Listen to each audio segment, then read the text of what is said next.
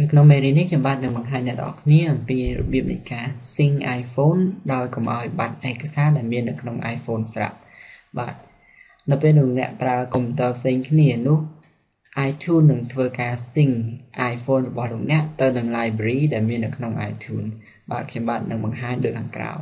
ជាដំបូងសូមចូលទៅក្នុងកម្មវិធី iTunes ប៉ុន្តែលោកអ្នកកុំទាន់អាចភ្ជាប់ iPhone របស់លោកអ្នកឬក៏ iPad ជាមួយនឹងកុំព្យូទ័រនេះបាទបន្ទាប់ពីចូលមកក្នុង iTunes ហើយលោកអ្នកឃើញថាមិនទាន់មាន iPhone ឬក៏ iPad ជាប់មកទេហើយលោកអ្នកដើម្បីការពារកុំឲ្យ iTunes ធ្វើការ sync ដោយស្វ័យប្រវត្តិពោលគឺធ្វើការ sync ដោយ iTunes នៅពេលដែលលោកអ្នកភ្ជាប់កុំព្យូទ័រនេះទៅនឹង iPhone ឬក៏ iPad លោកអ្នកអាចអនុវត្តដោយចូលទៅក្នុង Edit បន្ទាប់មក Preferences បន្ទាប់មកចូលនៅក្នុង devices ដែលមាននៅត្រង់នេះបន្ទាប់មកសូម click នៅលើពាក្យថា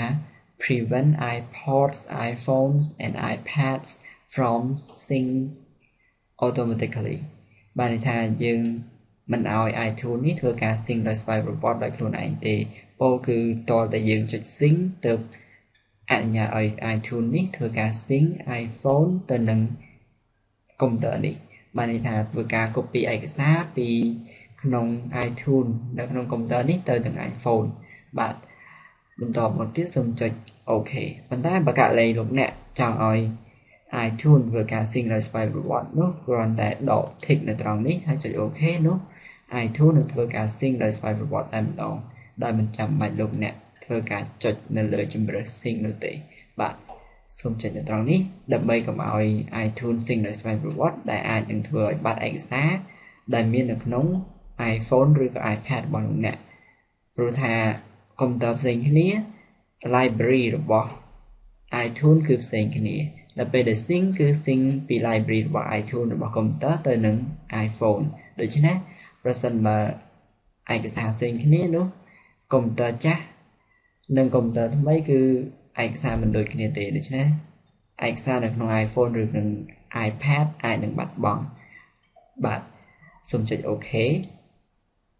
បន្តមកទៀតសូមលោកអ្នកភ្ជាប់ iPhone ទៅក្នុងកុំព្យូទ័រនេះបាទខ្ញុំបាទធ្វើការភ្ជាប់ iPhone របស់ខ្ញុំបាទចូលទៅក្នុងកុំព្យូទ័រនេះហើយដោយចេញនៅត្រង់នេះសូមចុចទៅលើ iPhone នេះបន្ទាប់មកលោកអ្នកនឹងឃើញថាមានជម្រើស sync នៅត្រង់នេះហើយ iTunes នេះគឺមិនធ្វើការ sync ដោយស្វ័យប្រវត្តិទេនៅក្នុងព័ត៌មានផ្សេង application គឺជាចំណុចដែលសំខាន់សូមចុចនៅក្នុង application នេះលោកអ្នកត្រូវដកសញ្ញា tick ដែលមានត្រង់នេះចេញពោលគឺត្រូវទុកឲ្យមានលក្ខណៈបែបនេះដើម្បីកុំឲ្យ iTunes នេះធ្វើការ sync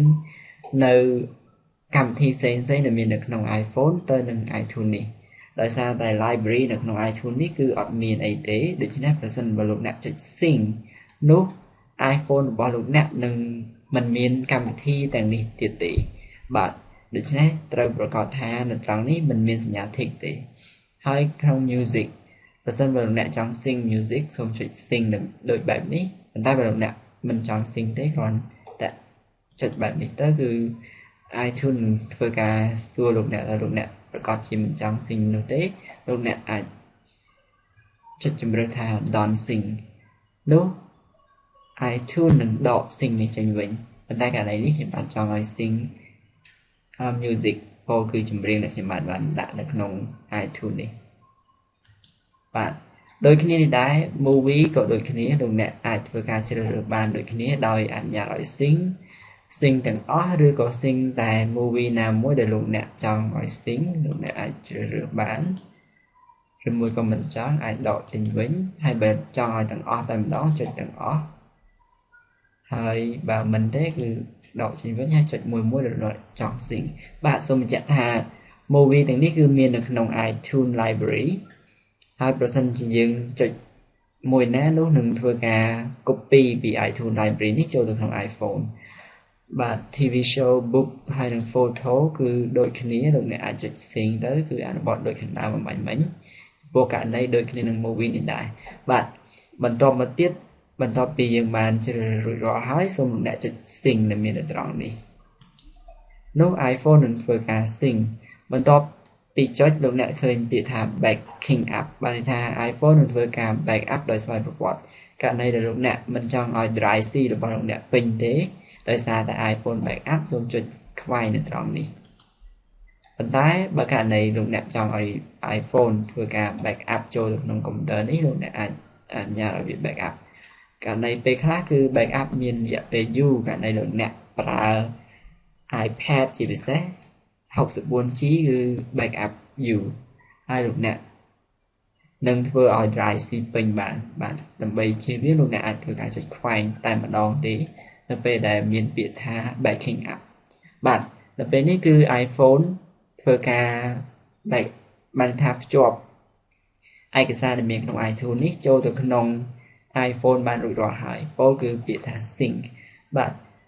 នៅក្នុងមេរៀនថ្ងៃនេះអំពីរបៀបនៃការធ្វើការ sync iPhone ទៅនឹង iTunes ដោយកុំឲ្យបាត់បង់ឯកសារត្រូវបានដល់ទីបញ្ចប់ខ្ញុំបាទសូមអរគុណនិងសូមជម្រាបលា